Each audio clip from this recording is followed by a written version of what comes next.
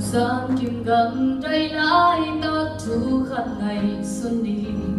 tàu ba nông nghìn na lệ nông happy na thu cả chân em muốn chia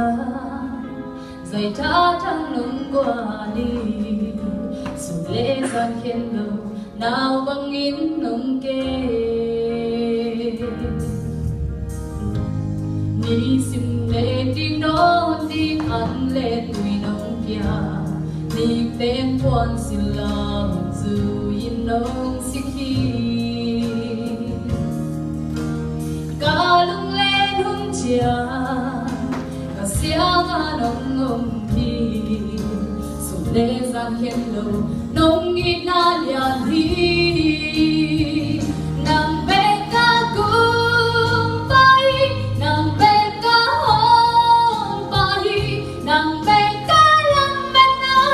ca lúc quan na ca đắp sát na hi nằm đâu ở trang ngông kê xin lên áo hồng nghi đi ca hội ca phát mang nông người thì gây chính tác lâu vì gây lòng ý mong